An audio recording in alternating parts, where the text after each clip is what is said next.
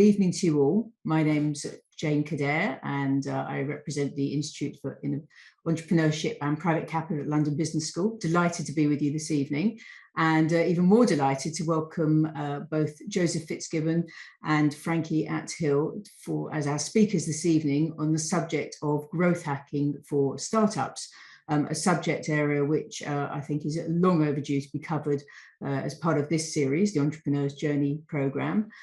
Historically, we have taken budding entrepreneurs through a series of events from ideation through to growing their business and then scaling it. And growth hacking is always a subject area where you think, actually, there's really space for that. Well, Joseph, as one of our entrepreneur mentors in residence at the school, is an expert on growth hacking and suggested to me that he'd be only too pleased to cover off this as a subject area.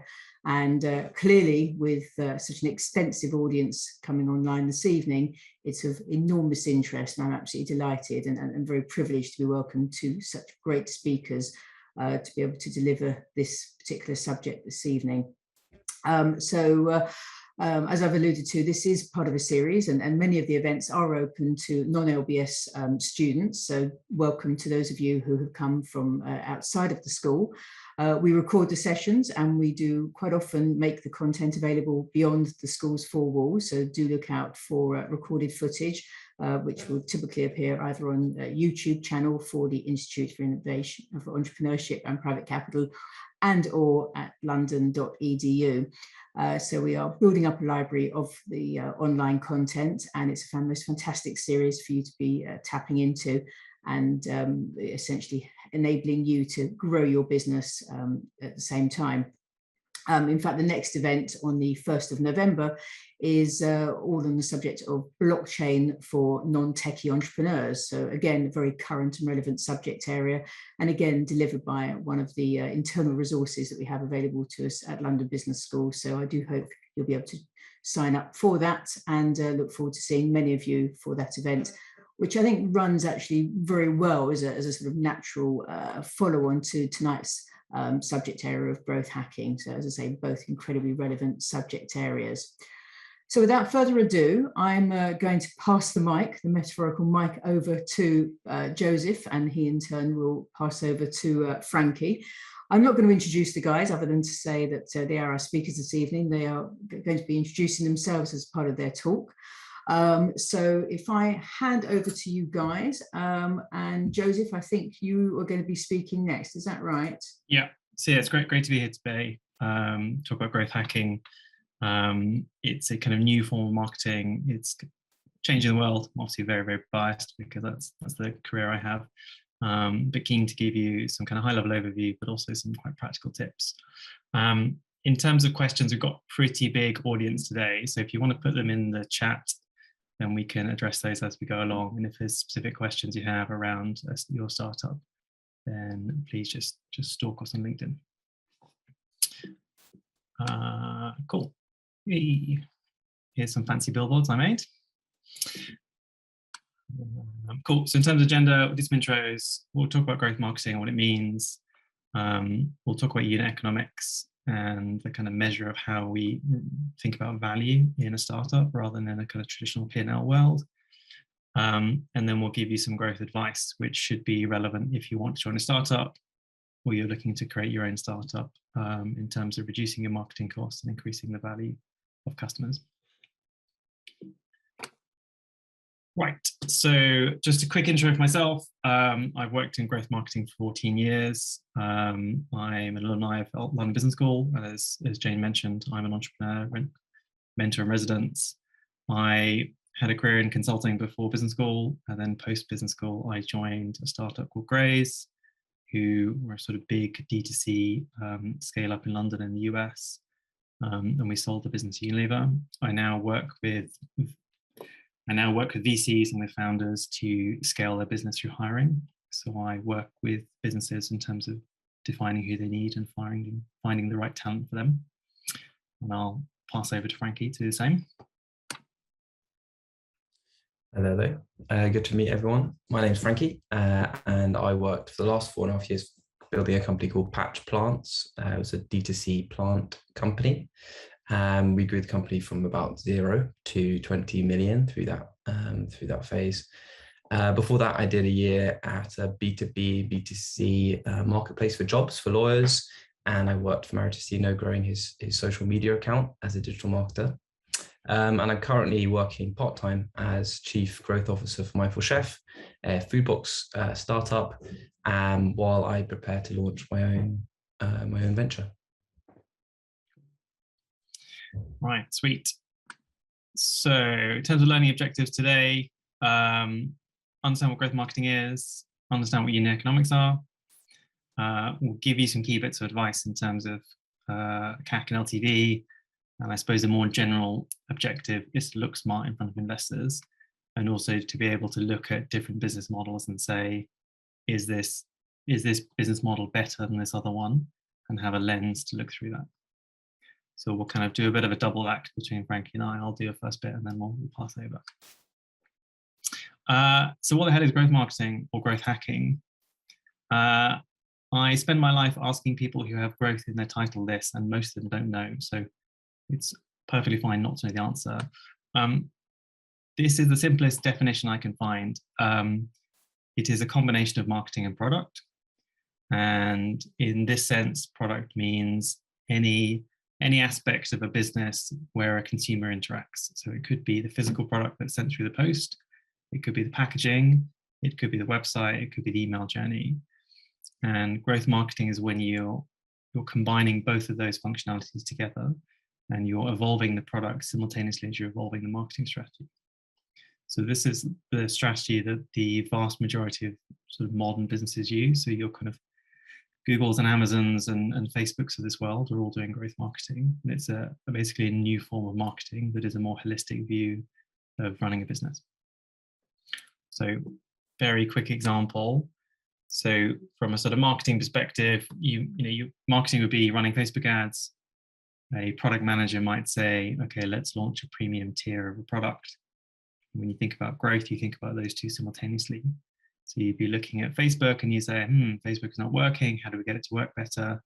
And then you might launch a premium tier to appeal to a different audience and have better product market fit. So you're looking at those two things holistically. And if you think about it in terms of levers, your traditional sort of digital marketing would be looking at digital marketing and landing pages, those sorts of things. Whereas growth marketing is more holistic. So you'd look at pricing, sales strategy, product, brand, supply chain issues, ops, everything that can grow a business is fair game. So it's much more holistic.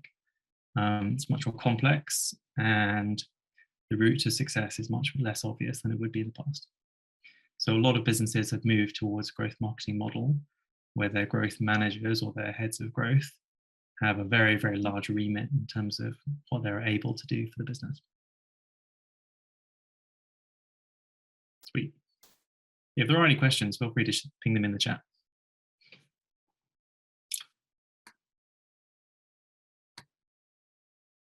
And I will pass over to my esteemed colleague. Thank you. So would you invest in this company? This company is a company that lost more year over year between 2015 and 2019, getting up to some pretty big losses, 300 million loss in 2019. By most accounting measures for big companies, for public companies, this would be not an attractive investment. Most mature businesses are their value is measured as a multiple on their profits, and the multiple of these profits would be incredibly negative. As you can see, this is data from Deliveroo. So the reason we're sharing this is to introduce the concept that at an early stage in a business's development, there could be a good case for investing heavily in product development or customer acquisition if there's belief and a good case behind the fact that will pay back later on. And that's the CAC LTV, the LTV to CAC ratio that we're going to talk about in this section.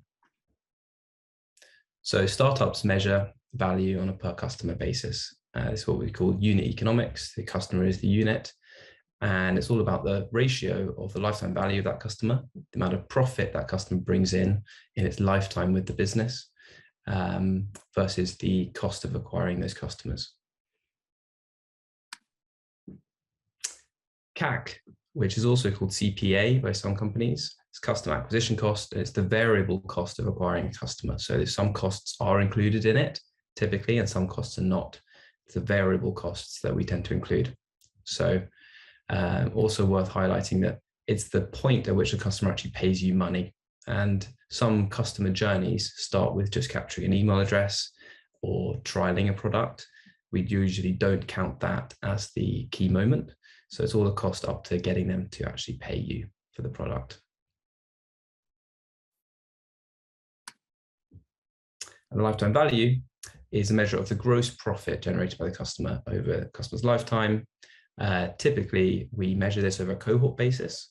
So all of the value of the customers acquired in September 2021, September 21 would be a cohort. Cohort is just a grouping of customers with some similar properties. And usually when we're talking about lifetime value, we group them by the date at which they were acquired. We calculate it by looking at the total revenue of the cohort. We minus from that revenue the total amount of cost included in delivering that revenue, which I'll break down in a second, and then divide that by the size of the cohort. And typically people look at a 3-year lifetime value. So they discount, they don't include any of the value delivered by the customer after 3 years. And that makes sense for early stage companies because there's such a high chance the company won't even exist after 3 years. So it's not often that people count 4, 5, and 6. There was a few questions in the chat. What is the CAC of WhatsApp? Pretty low, I'd imagine. I don't know. Yeah. They did a lot of viral marketing, which we'll go into. Question from Jake, which I suspect I know who Jake is, and he knows a lot. How would you manage expectations on conversion rate? Probably too complex. Let's go into a bit of the meat, and then we can answer that question a bit later. But yeah, let's get to the next slide. Okay, nice. So this is going to introduce a couple of terms. They might be new to you, or they might not be, but they're going to be, we'll share these notes afterwards as a bit of a cheat sheet. Average order value is the average order, the revenue after tax of your average order. So in the day, you might get orders of variable values, and you take the average of them. CM1 is the margin left after taking out the cost of goods. CM2 is the margin after cost of goods and the cost of fulfilling the service or product. CM3 is the margin after goods fulfillment and also the acquisition cost. And the CPRO is cost per repeat order. So it's how much you invest per repeat order in getting them to repeat on average. And repeat rate is how many additional orders per customer. So introducing the concept that once you've invested in some marketing, there'll be a variable cost associated with that. Most of that is advertising spend on media channels. Once the customer comes in the door, they'll spend something on their first order, and then they'll go on to make additional orders over their lifetime with you, usually at a lower cost, which we group into CPRO. And on each of those orders, you're keeping a slice of profit, and you add up the slices of profit, and you get the lifetime value.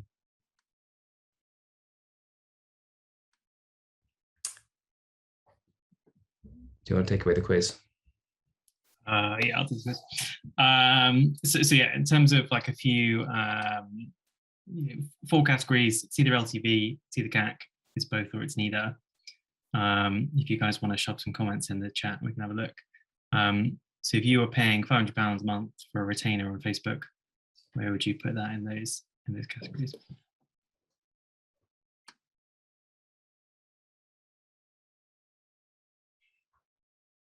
If my chat works. A couple of votes for LTV. You would typically put it in neither, actually. There's some debate whether it would be in CAC or not, because it is directly related to your Facebook activity. But in most cases, it would be neither, because you're either hiring a Facebook agency or hiring someone internally. And if you're hiring someone internally, it'll come as overheads. Well, a little bit of debate among marketers, but it should come under probably neither in this case. £1,000 on a new website.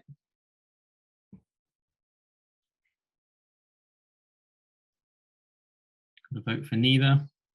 A couple of votes for LTV. This would be neither, because your website is fixed. It's a fixed cost at this moment in time. So you would push it as an overhead. Whether you get 1 million orders or you get 1 order, it's going to be the same. So therefore, you put it as neither. Marketing manager salary.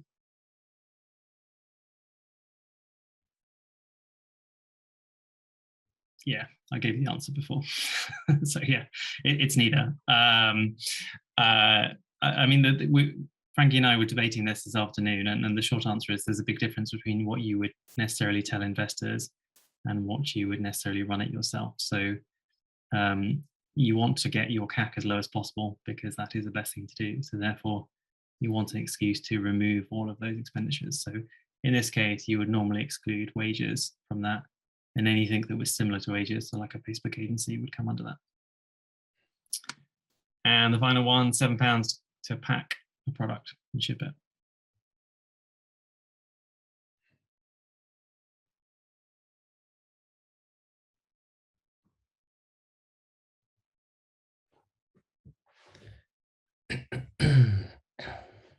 Bit of a, feels like a mixture between CAC and LTV.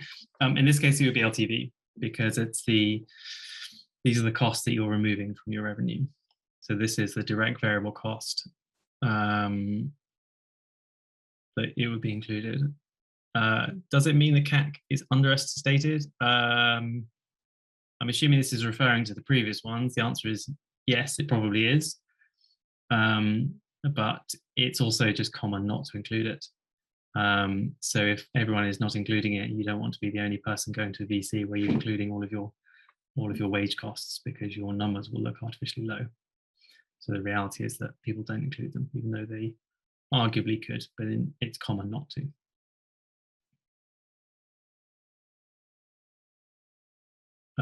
Yes, Glyn, you're correct.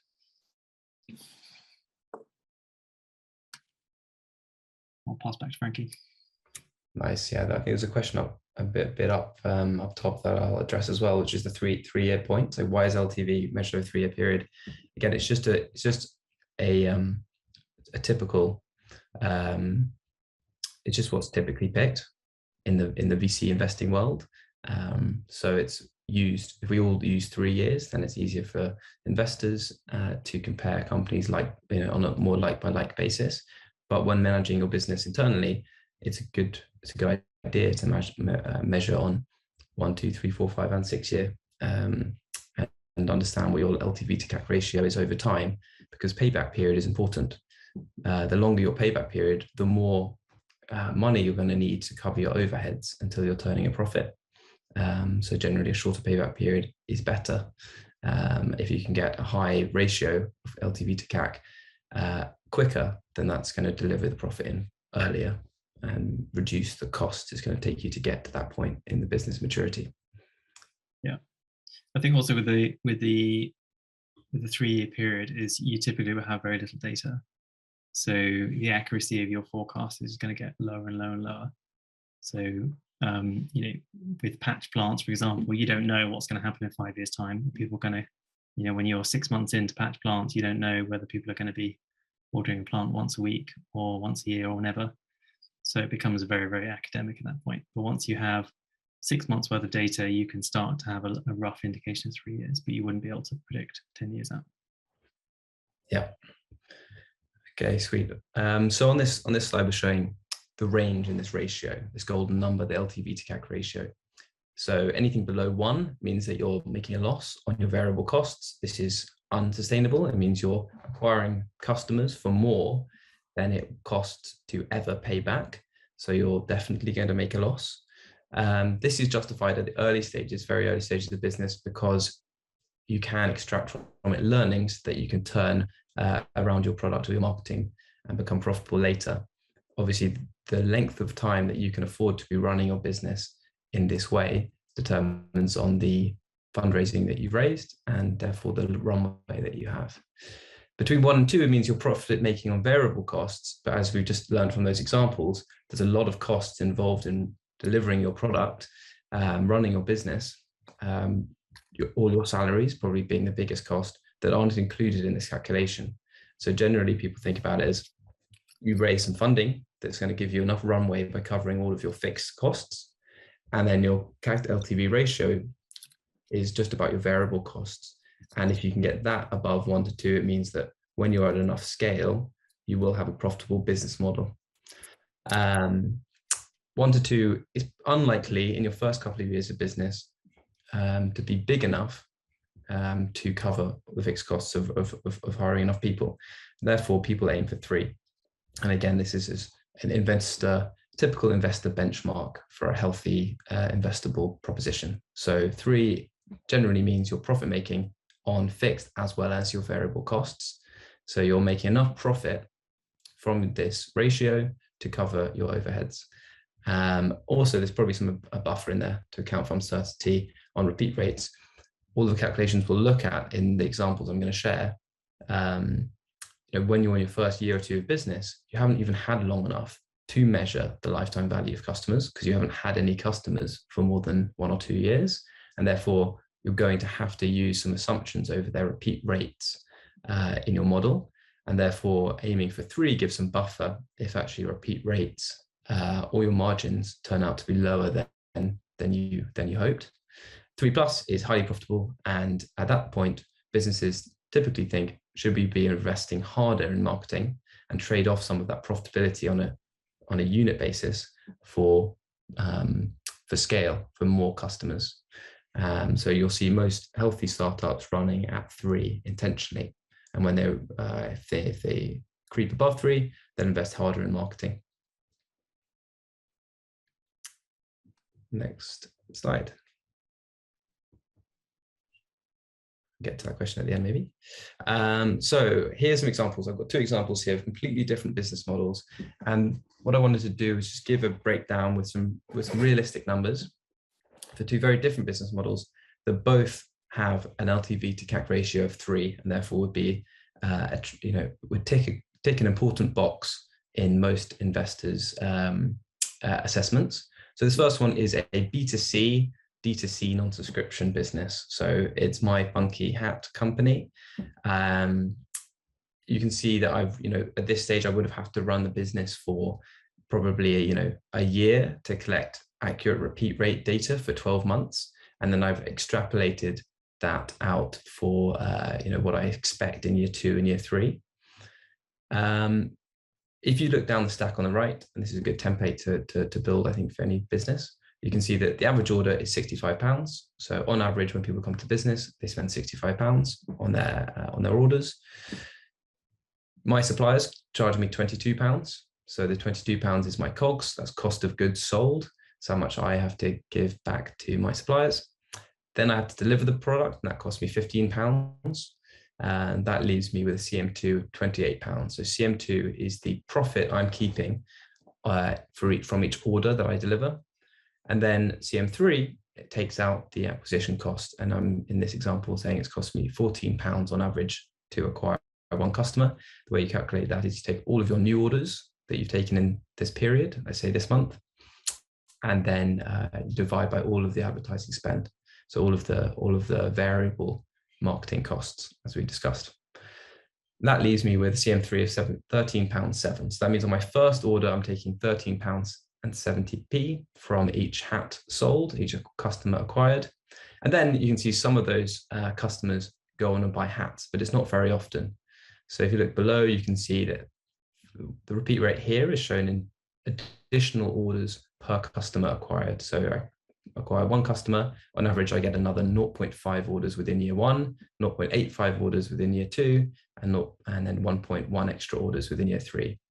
So that repeat rate, that gives a lifetime value of £42. So that's the CM3, their first order profit, plus 1.1 extra CM2s. So that's the profit from their second orders. CPRO in there is subtracted from each repeat order. And that leaves me with an LTV ratio, LTV to CAC ratio of 3. So you can see for product-based direct-to-consumer businesses, this is quite a kind of typical stack. A lot of their unit economics is given away to their suppliers because they have to buy the products that they sell, or they have to produce the products they sell. And then quite a decent chunk is often also in fulfillment, because you have to get a physical product from one place to another.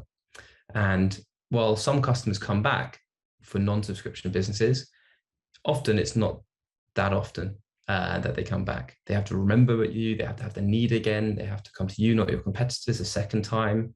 And so in this case, and this is quite typical, they only come back on average once every 3 years. In reality, when you break down the data, you'll see that some people are buying hats 3 times a year, and a huge number of the customers acquired never come back.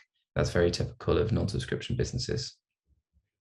I mean, a simple way of looking at it for non-subscription businesses is basically calculate your first order profit, and then you bear in mind that you're going to get a bit of a halo depending on what it is. I mean, some products have a naturally high or naturally low repeat rate. So hats is pretty low, but groceries is super high. So if you're making money on your first order, you're in a good position. Nice. We'll also share the slides at the end, so don't worry too much if you've missed a bit. We'll share them with you. Okay, cool. On to a completely different business model. So this is my Franky Email Limited. This is a B2B SaaS subscription email automation tool.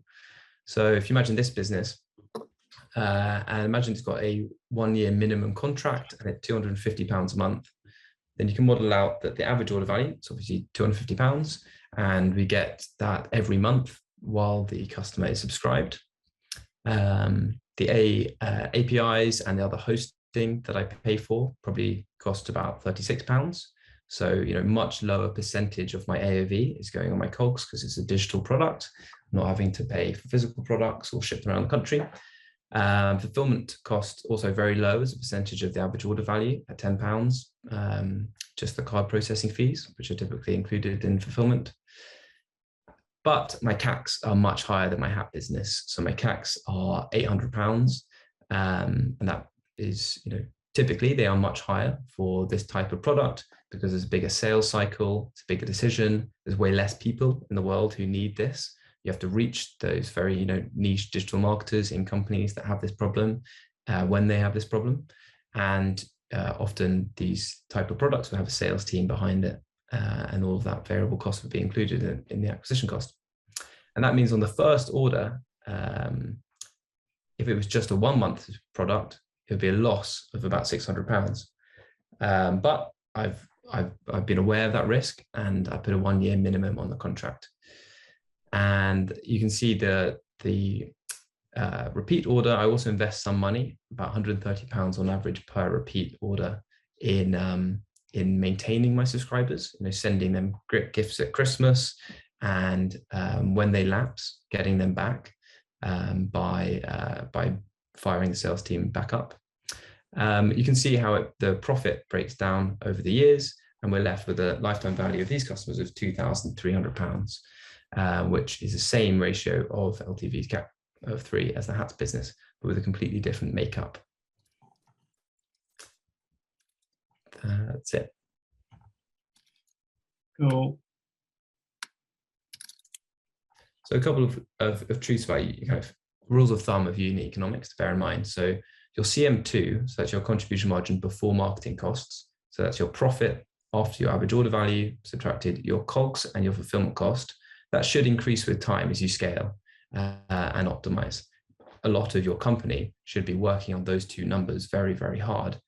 Common examples is as you scale, you're going to be buying your products at bigger scale. And so you should be able to negotiate lower costs with your suppliers. That reduces your COGS and therefore increases the margin that you're keeping after COGS.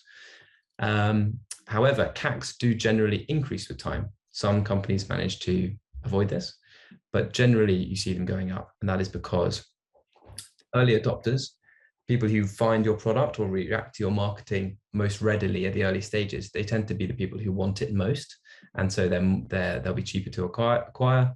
later customers, as you reach further and further into the addressable market, they tend to be harder to persuade and therefore more expensive to acquire. Channels get saturated. So you'll start with the most effective channels. Those channels only reach a certain number of people in the world. And usually you find that once you're spending at a certain level on those channels, they get more and more expensive. You have to take tests and risks on new channels. Those tests and risks come with a cost associated, which pushes up your CAC over time. Competition generally increases. If your business is doing well, other businesses will copy you. And the cost of inflation, digital marketing, just media costs generally over the last 10 years online have gone up as more businesses invest in online marketing, and a lot of them based on supply demand bidding structures. So what's the takeaway from that? We'll talk about it a lot more in the second section of the talk, but build your own channels. So paid marketing is essential at the beginning. As soon as you can, capture the contact details of potential customers and market to them directly.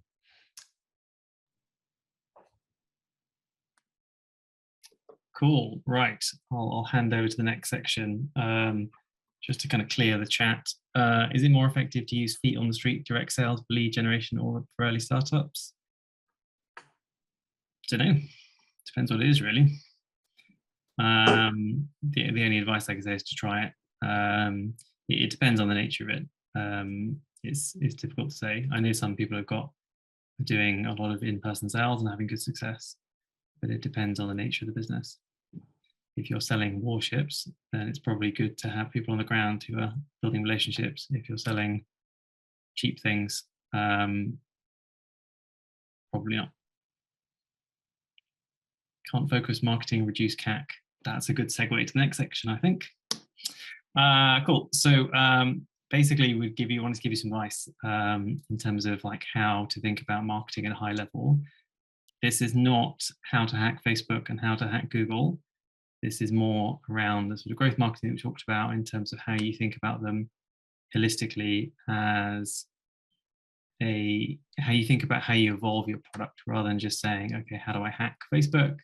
It's to say, well, how do I build a better product which partly markets itself and partly allows me to access new channels that I wouldn't be able to access to before. So I'll keep the chat open. So if you have any comments along the way, then I'll try and address them as they come along. Right, so to give you an example of an old client of mine, a client called Bleach. So Bleach sell bleach, unsurprisingly. They sell vibrant hair color. Sort of, if you want pink hair, then those are the people to go to. So this is the story of how they launched in the US. So a UK brand, how they launched in the US. So first thing they did is they built a salon in LA. They've got some celebrity backers, so they had a small salon in a sort of posh bit of LA. And they got loads of celebs to go to the salon, and it created a lot of PR and a lot of content. And when you get a bit of buzz and a bit of PR, it gives you more celebs who go to your salon, and more celebs create more content, you get more PR, and you start to get very well known for your hair color and your dyes. And what that does is that also sort of goes away from LA and it goes away from Hollywood, and you start to kind of get people knowing about the brand through social media, and then they start buying it through your site and through a place like Walmart. And then these customers start creating their own content. So instead of celebrities showing their new hair, you've got normal people showing their normal hair. And then you suddenly have two loops. So you have two content loops, one for celebrities and one for normal people. And this is a real business, and they've done unbelievably well, and they don't spend a penny on Facebook marketing. This is all organic, and it's because of their system and how they set their system up. So how they run a small salon, produce this content, they distribute that content, they're kind of clever with their PR and their branding, and they've built a very, very large business off the back of using Facebook, but doing it organically. So this is kind of what we talk about when we talk about growth marketing. It's around fiddling with your business model in order to make it grow faster and make it more profitable. So just have a look at the chat. How would you value new customers follows that don't necessarily convert immediately? Interesting, Ahmed, because Bleach, actually, I went through that question with them. Followers do not necessarily translate into sales. So you basically have to look at the correlation between sales and followers, but they're not necessarily correlated. So you can follow things and not buy them. So you have to just predict it on your own basis. Can these be predicted, or do you need initial traction? I'm assuming you mean the economics. I mean, the lesson for all this is to try and to experiment. Okay, cool. You won't necessarily know what your initial metrics will be. I mean, obviously, if you've got similar companies, you can get a good benchmark.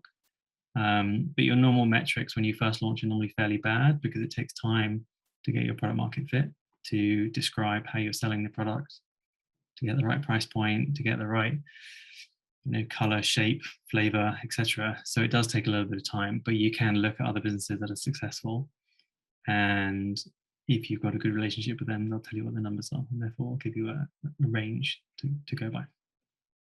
Yeah, I'd add to that I'd encourage you to model it, even if you have very little, even if you're making quite big assumptions around the numbers you're using, because as soon as you've modeled it, then you can start measuring against it, and you can quickly identify where in your unit economic stack your assumptions are off, and adjust. So it's good practice to make your best punt, and you can make estimates informed by your customer interviews when you're ideating for your business, other companies that are similar. If you only sell one product at the beginning, then you'll know what your AOV is, because it'll be the price point of your product. You'll also probably know your initial margin, because you would have found your suppliers, and you can make some assumptions over how those cost of goods will come down over time as you scale. And your fulfillment cost, again, you can get pretty good at estimates from before you ship anything, from various shipping suppliers. So there's some ways you can get a pretty good feel, but definitely a good idea to make predictions, have a clear model like this, and as you're going through your testing in your first couple of months, measure against those estimates. So this is front and center in your weekly or monthly learning process. Yeah, I think one thing I would say, just for sort of LBS context, is I do a lot of mentoring sessions with startups, and they sort of learnt the process of doing an MVP, but it's worth being, as Franky mentioned, quite disciplined around what metrics you're trying to answer, because things like conversion you're not going to measure at a very low level, but your AOV and your which product people choose, you will be able to gain that information pretty early on. So if you ask 20 people what they would do, that's probably fairly representative when you have 20,000, but your conversion rate won't be. So just be clear on when you're testing stuff what you're trying to look for, and try and build out your full model, and obviously be cautious of what you do and don't know, because that will help you shaping your MVP. Right, lowering CAC, the virality loop. So for those of you who live in the world, you'll know Uber very well. So Uber in London is a good example. They were incredibly successful. They used referral codes, and they had a very, very good product. So what they did is, for every product, you would get a referral code, and you send it to 3 of your friends. And they would send it to 3 of your friends, and they would send it to 3 of your friends. Obviously, everyone has lived through COVID, so people understand virality a bit too well. But when we think about virality, we normally think about these sorts of things, but actually there's a wider view of virality. So if we're going to break down what Uber did, so first of all, you set up an account, and then you would take a ride. And the key metrics you would look at would be your activation rate and the time it takes you to take that ride. Then your other key metric is how many invites you send out per person, and the time it takes you to send out that invite. And then the final one, which I'll move this out, is your sign-up rate of those people. So obviously Uber was quite an extreme example, but you can think about it, if you've got a sort of quite a complex B2B product, if you can think about, well, can I pull forward the time it takes to see value in the product? So if it's a complex product that has a lot of installation, a lot of complex integration, are there ways where I can get customers to see that value earlier, and therefore the virality of it will increase because they're willing to talk about it with their friends and their colleagues? And how can I create these sorts of loops within it, which we'll go into next.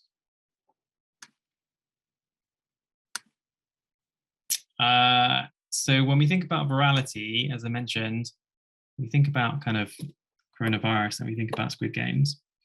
But what we're really talking about is, and yeah, virality can be that, and it can be, you know, YouTube videos that go crazy. They're often a bit of a flash in the pan, and, you know, are people going to be talking about Squid Game in a month's time? Probably not. But what we're really talking about is, you know, some products are not naturally viral, right? So, you know, selling plants is not naturally viral. You might talk about it with your friends a little bit, but you're not suddenly going to have like huge videos of patch plants. Whereas what we're talking about is making your product remarkable, and a remarkable product has a high NPS. It's fundamentally very good. So, you know, Uber was very smart with its referral campaign, but also had a product which was far superior to anything else. Their app was much better than anything else, and the product was much cheaper than anything else. So when we think about virality, we're really thinking about kind of remarkability and how do we make the product better fundamentally. And they're also talking about kind of how we grease the wheels. So how do we make the product easier to share and more shareable? Sweet. So a kind of few hacks for you here. So making your brand more visible. So some interesting examples here. So you may not be aware of this. When Apple first launched, when the iPhone first launched, they put "sent from my iPhone." And it was by far the biggest success that Apple has ever had, because this thing went viral. And it soon became a sort of badge of honor where you'd have "sent from my iPhone" to your inbox. So all of a sudden you were using your product, and, you know, the hundreds of people you email every day, they would see it. You know, classic example is luxury clothes. They have the brand front and center, and therefore you know exactly what they're wearing, and people are effectively paying money to be a billboard, and they're walking around and sharing it, and that is a huge part of their success. I mean, even things like cats, so, you know, kind of heavy engineering, there's absolutely no reason to put the cat logo on it, but you might as well, and it's free. So like adding your brand to the product can make a big difference. And then also in terms of deliveries, so, you know, delivery is a good example. You want your delivery drivers to be safe and have reflective clothing. You might as well make it positive brand experience. So a big part of their brand is around their driver experience, and the same thing with patch as well. I mean, they could have just had a black van, didn't need to label it, but actually it's a huge part of their brand. When you see plants being delivered across your neighborhood, it suddenly makes you kind of curious and making you have a look at it. So it's a big part of that virality. So when you're thinking about your startup, thinking about how can you put the brand front and center, even if it's pretty technical, pretty complex B2B stuff like a digger. And then how do you create a kind of wow moment? Press for champagne. There's a restaurant in London that has these on every table, and all it is a little button with a light, and the light is like slightly discreet, and the waitress will come along. If you press the button, they'll give you some champagne. And this restaurant makes an absolute fortune, and all they've done is install some really cheap buttons and some little lights, and they've suddenly made a really fun, interesting, and very shareable moment. And that restaurant has done unbelievably well off the back of a simple button. So it doesn't have to be very complex. It doesn't necessarily need to be very, very sophisticated. It can be as simple as a button with a light, and making sure your brand is front and center. So I was discussing with Franky this morning when I was at Grays. So both Grays and Patch, our previous companies, both of them were on The Apprentice. Now, on Grays was on, what we did is we got a room and we put the Grays logo absolutely everywhere in the room, because the BBC aren't really allowed to show brand logos, but if we put it everywhere, There's no way they could have missed it. So it's a very, very simple thing. We were lucky to get on it, and we milked it for all of its worth. So just making sure your brand is front and center, whether it's at a PR event or these sorts of things, that can make a big difference. I'll talk to the two examples I put in there. So at Patch, we're trying to think about how we can make the moment your plants are delivered a really wow moment. So for us, that meant going beyond your expectations so that it's remarkable enough that you tell your friends, whether you're seeing them that day or you're WhatsApping them or you post it on Instagram, you feel so overwhelmed and excited by your plant delivery that you share it with your friends, and your friends would hear about plants, they'd hear about Patch, and that would be a very cost-effective acquisition channel for us to get new traffic and new customers. So some of the things we thought of was to make a plant club magazine, put that in the deliveries for free. We also got free gifts delivered. You know, a lot of food brands rely on sampling and they're willing to give free samples away by the thousands. So we partnered with dozens of different food and drinks brands over the years to give away free edible gifts. People weren't expecting to open their box and get a free drink or a free pack of sweets, and that added to that wow experience. And then we also texted them the hour their delivery was made with all of the care information that they need to look after that specific plant.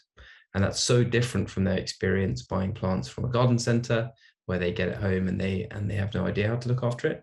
That triggered a decent number of people to want to come back to us, but also tell their friends about how wow our experience is. Cool, awesome. So I'll just to clear the chat. So what are your thoughts on invitation-only products? Can be very successful for a launch. It's very difficult to make that strategy sustainable over a long period of time, but it can be useful to kind of building a bit of hype. It can also be useful in terms of gaining customer information. So getting some early users who are sort of part of a club and they have early access in exchange for information. So it can be really useful to refine your product. It's not really a long-term sustainable solution. There's a few brands that have done that. Soho House is quite a good example where they've sustained that over a long period of time, but it's normally useful as an initial marketing strategy, and it's often quite hard to pull off, but it's definitely worth a try. Would be my vote. And then Penry said the rise of platforms such as Instagram, are they hindrance? Well, they're definitely good for startups. It's the bane of their life because they pay a huge amount of money to Facebook to advertise their products on Instagram. It is useful for them. It's built a lot of brands off the back of it. The challenge is, how do you wean yourself off? Because paid marketing is expensive. So how do you do the stuff in this bit of the deck so that you can build a bit of virality, right? So, the Patch examples are really nice, like really kind of simple SMSs around plant instructions, like really simple to do, fairly easy to set up, very cheap, and has a massive impact. Because as Franky said, it's very different from the competition. So it's those sorts of things that we should be focusing on. So yes, you probably should be spending lots of money on Facebook and Instagram, but it is I'd see it as a necessary evil and something you should be weaning yourself off, not something you should be building a business off the back of. Sweet. So another thing is incentivized referrals. So kind of two examples, one from my old company and one from Dropbox. So Dropbox had a very interesting campaign where it was called a space race, and you would sign up, and if you recommended a friend, you would get more space. And it was just a perfect model because your experience of the product got better, you gave a good experience to your friend, and it cost Dropbox virtually nothing. They had a room full of servers, they gave you a little bit more space. It really didn't cost them anything, but it made your experience much, much better. And Gray's, my old company, we did lots and lots of things around referrals. You would push to get the boxes delivered into people's offices, and it would create a sort of wow moment because they were very innovative, and You'd land a couple in an office, and then within a few weeks, the whole office had them because they would have these vouchers, and you would get a free box and your friend would get a free box. So they can be very successful. They're a bit overplayed as a strategy now. They still work, but they don't work as well as they used to, which I suppose is a general rule of marketing. Things just don't work as well as they used to. So you have to keep innovating and doing something new. If you're copying what everyone else is doing, you're catching the tail end of what was very innovative 5 years before. Do you want to talk about this example, Franky? Yeah. Cool. Okay, so here's some examples of, from Patch on this kind of viral loop, or just the role that the full customer experience besides advertising has in our growth. So one tactic we started with was by making a free houseplant parenting video course. So a free 10-part video course that you could sign up to with your email, and you get 10 emails in 10 days, each with a different video of the top 10 things you need to go from 0 to 1 looking after plants. We use that on the website and in ads to capture people's emails. And then after the course, they would be nurtured towards a purchase by inspired with new products, inspired with new content through email and SMS, which are both cheap ways to do that. Some customers would then purchase something. So taking an example of someone who'd buy a gift for someone else, which is about 20% of our purchases. We made a gift note in those gifts, and we also made a care stick, which is the black thing you can see sticking out of that plant. And that care stick has a QR code on the back to all the information you need to look after that particular species. So there's a branded care stick in there, and there's a gift note for free where they can write a message to their friend. Both of those things brand the product, which means that when they share it with their friends, our brand, rather than just the fact that it's a plant, is in that content. That gift would be delivered by a branded van. And because people who our target market would tend to live close to other people who've bought from us, so certain postcodes would convert better than others. So by delivering with our own vans, it's a great way of targeting people who are like the people who've already proven they're willing to pay for our proposition. The gift receiver would then talk to friends about their plants. And because it's got a branded care stick in it, they're more likely to also mention the fact that it came from Patch rather than some other provider when they're having that conversation.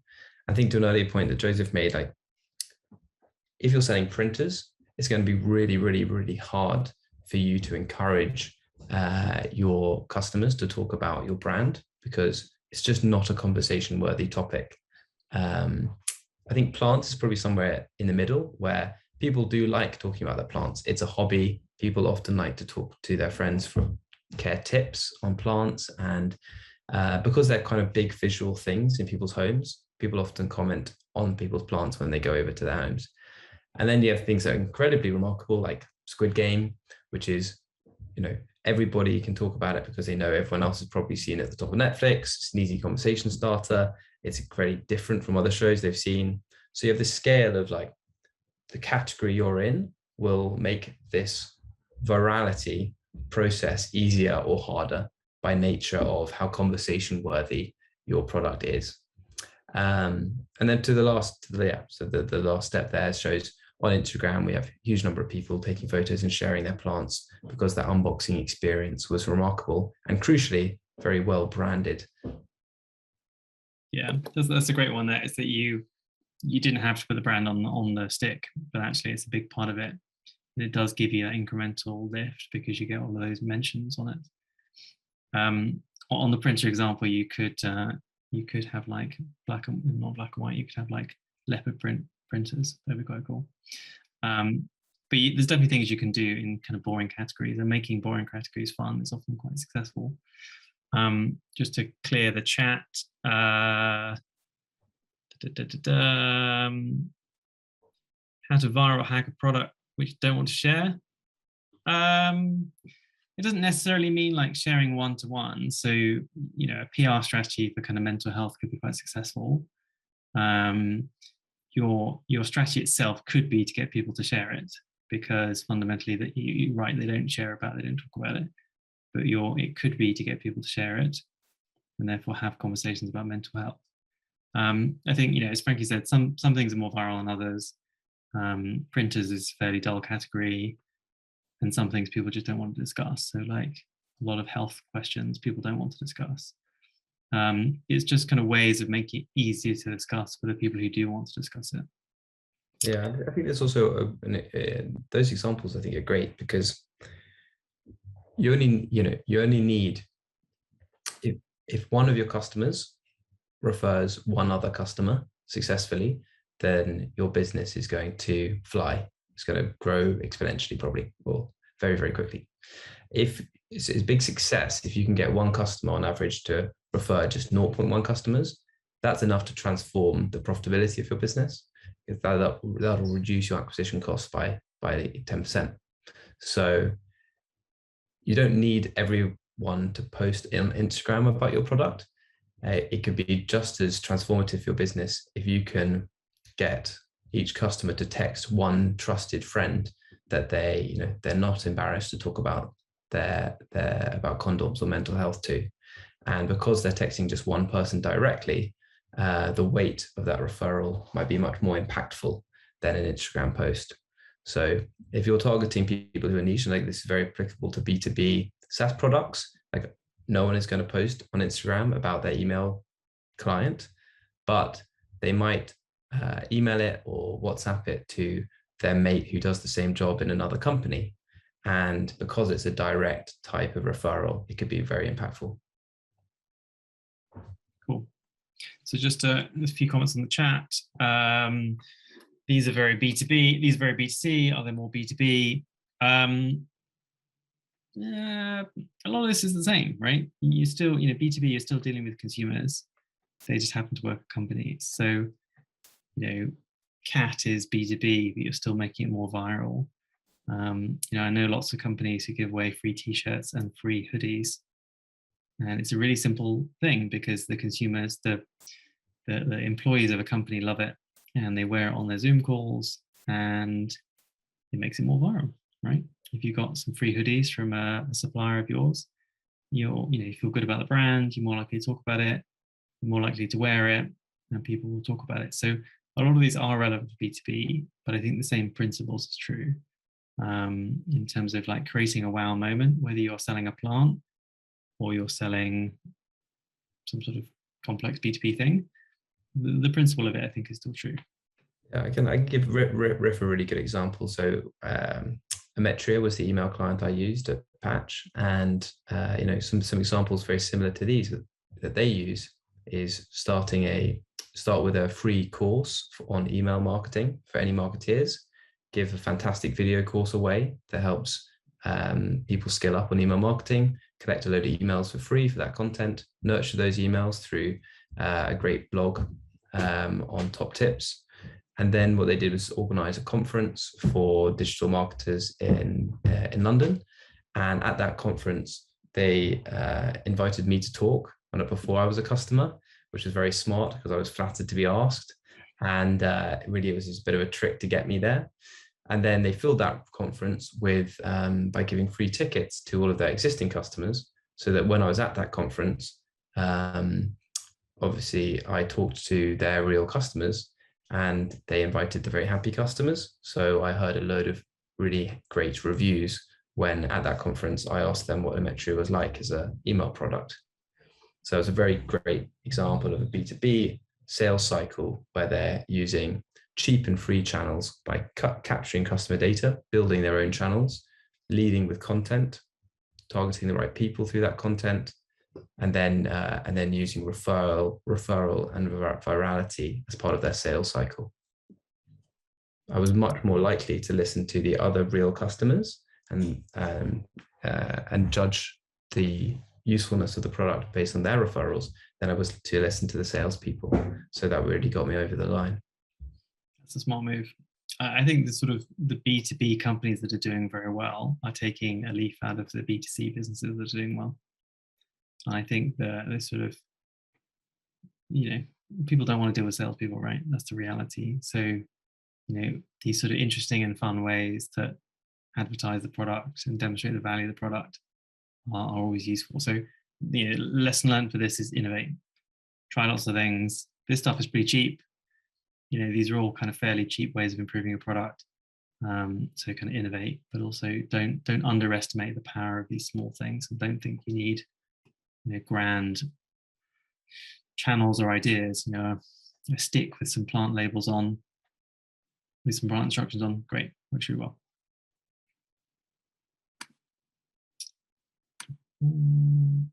Right.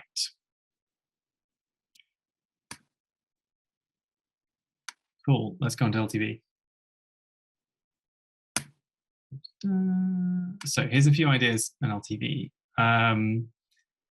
So pricing is critically important, as I'm sure you all know, and your discounting strategy is also critically important. I think one of the things that people underestimate is how much you can do this before you launch the product. You can do, if you do it in a smart way, you can do surveys and various bits of information to understand your pricing, and you can do that pre-launch.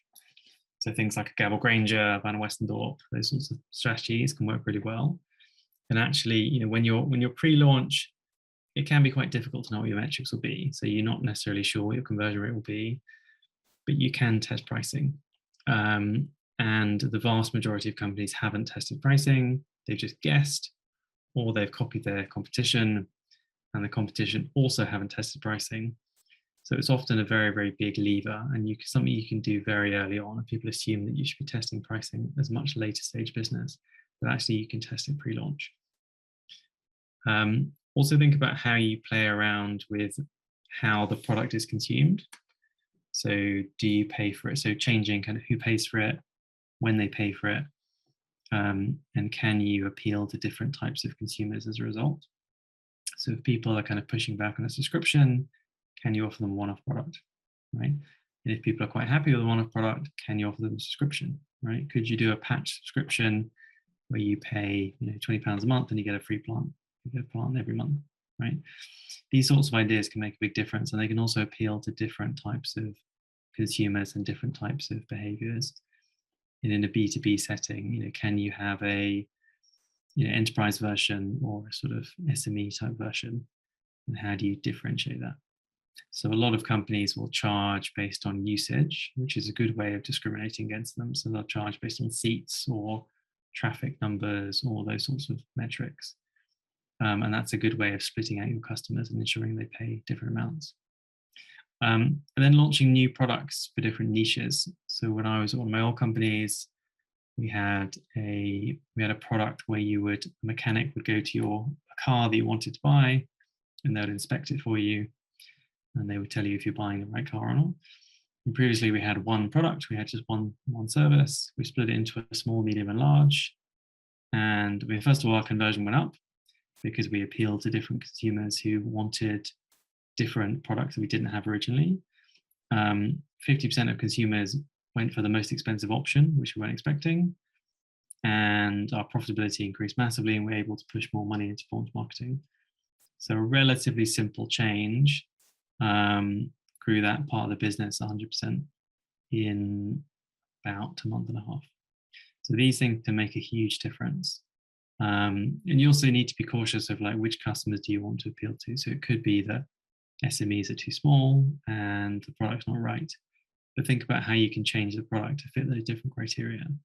And that's something, if you're pre-revenue, you're pre-launch, that's something you can do now to experiment what consumers are willing to pay and what they expect to get for their money.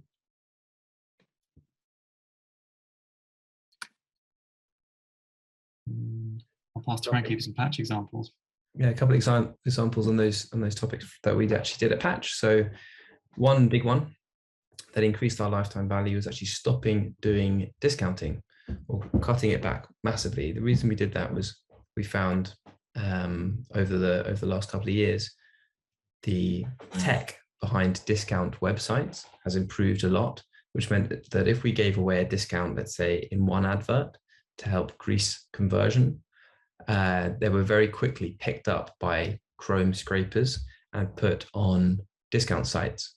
And we were finding that large number of people every day were Googling the words patch discount code, finding these discount codes, and that was eating into our margin because most of those people would have bought anyway without the discount code. So they were using the codes via the code sites. It wasn't driving any incremental sales, which was eating into our margin. So by cutting out the discounting codes, we found that we got slightly less customers, but at much higher margins. And therefore, we took more profit per order on average. Therefore, our lifetime value increased significantly. I would highly encourage people to avoid discounts if they start businesses based on the tests that we ran at Patch. In every category and for every business, it will be different and they're worth testing. But by default, I'd start without them and introduce them very sparingly.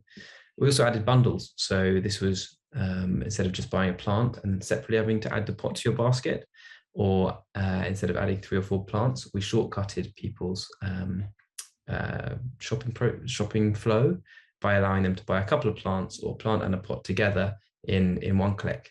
And then we found that this encouraged people to spend more by making it easier to make bigger orders that increase their average order value, which translates directly into more profit per customer in their lifetime and their full lifetime value.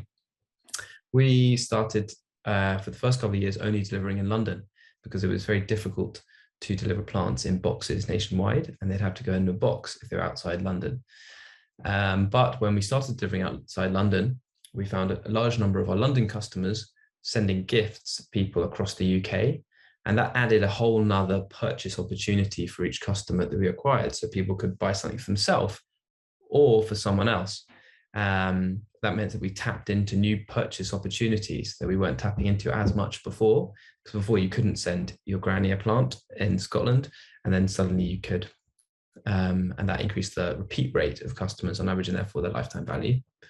And finally, we added other products to our range. So range extension is a very good way of increasing both conversion rate and lifetime value if you can find products that the people visiting your website also want. So we added plants for offices and plant care to look after those plants. We added outdoor plants and we started with just indoor plants. We added plant stands, more pots, more accessories. And as we added more products into the range, we generally found that people spent more in their lifetime. Again, they had more reasons to come back to us and a higher conversion rate when they did.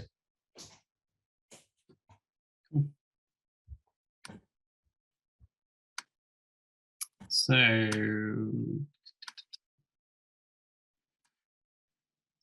a few final thoughts. We've raced through this. We've got some time for some questions at the end.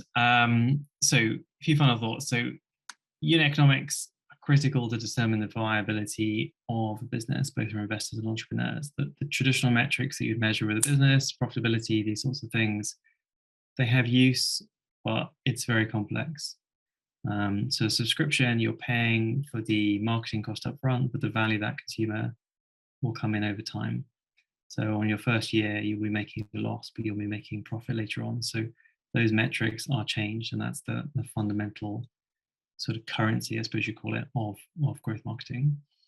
Think about how you can evolve the product to benefit marketing. So how can you make the product more viral? And I wouldn't think about marketing in a traditional sense of we do TV, we do email, we do Facebook. Think about it in the way that Franky articulated around the kind of end-to-end consumer journey. So how do you make that journey better? And how do you think about how you make it more viral? And a lot of those ideas are fairly simple and they can be done very early on. And also think about your own channels. Like I spend my life advising D2C businesses to stop spending money on Facebook. How do you build channels that you own? And how do you build them which you have control over? So there's a very, very successful business in the UK called Freddy's Flowers, who have a flower subscription business. And pre the pandemic, they were making 60% of their sales for their own sales force. So they would have a group of people who would go to flower shows, they go to offices, events, fetes, etc., and they would sell flowers. And they had this massive sales force, and it was hugely successful. And they had control over it. They had control over that end-to-end journey. They had much better LTV for those customers because the salespeople could discuss how Freddy's works. And they also had lower CAC than Facebook was. it's an amazing channel, and they had all of that control. So think about marketing beyond the basics. If you're seeing a company that's successful at the moment, you can copy a little bit of what they're doing, but ultimately you're basically seeing a history lesson. You're seeing what was successful a few years ago, and you need to be thinking about what's working now. I think that's it. Oh, and we've shoved in some useful links in the back. So when you have a look at the slides, there's some useful links of some growth hacking and growth marketing kind of resources.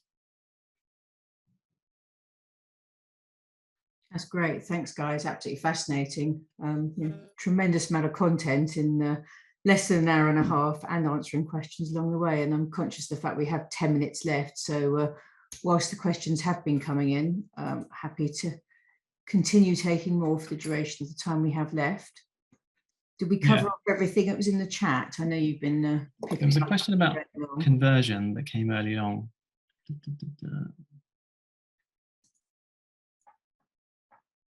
Came quite early on, and we said we cover it, and I don't think we did.